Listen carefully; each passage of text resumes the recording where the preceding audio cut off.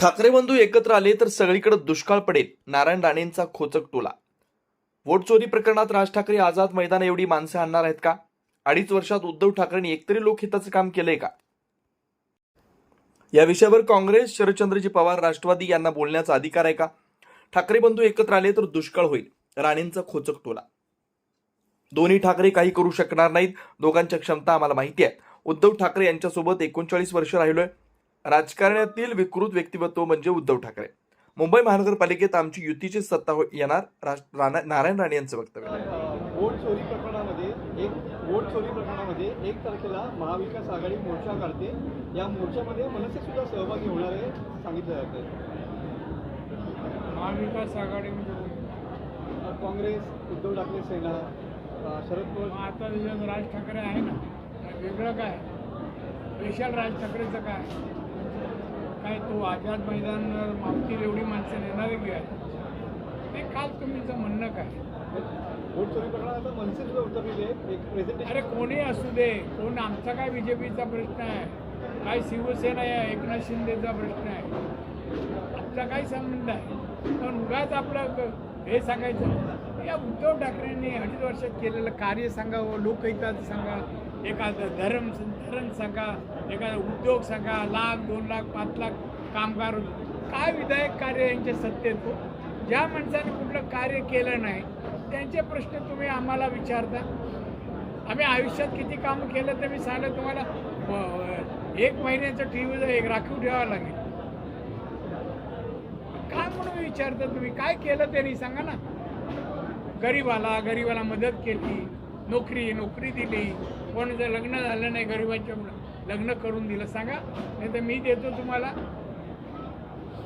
काय उगाच विचारायचं म्हणून विचारता. आज देखील निवडणुकीमध्ये मोठा प्रतिसाद मिळतोय. लोकांचे प्रश्न या ठिकाणी मांडले जातात, त्या समर्पक उत्तरं दिली जात आहेत आणि ते प्रश्न सोडवण्याचा प्रयत्न तुम्ही करताय.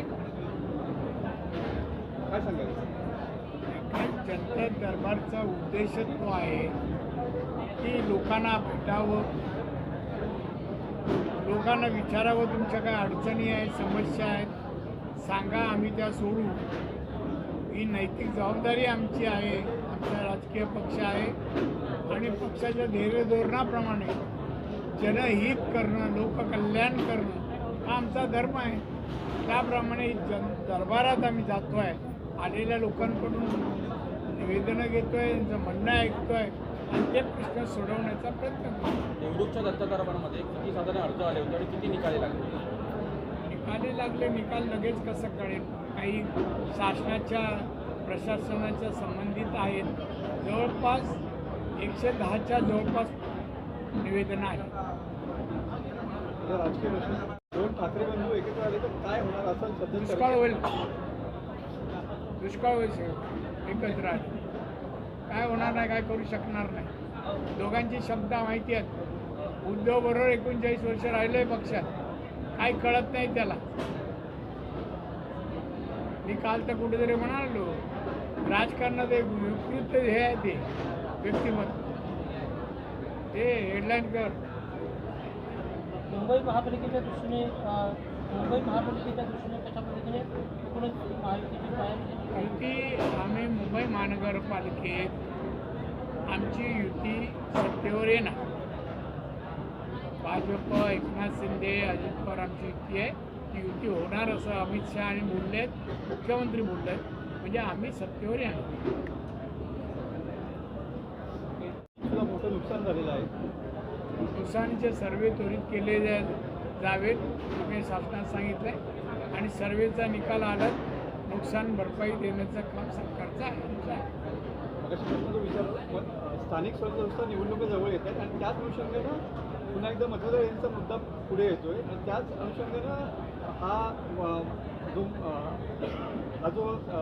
वोट चोरीचा मुद्दा जो आहे तो परत विरोधक पुढे काढताना पाहायला मिळतो. काय ते करू दे ना, करू दे, आम्ही उत्तर देऊ. आमचा काही संबंध आहे? काही संबंध आहे?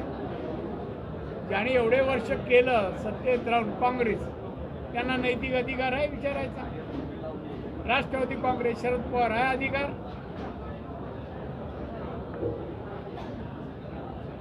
काही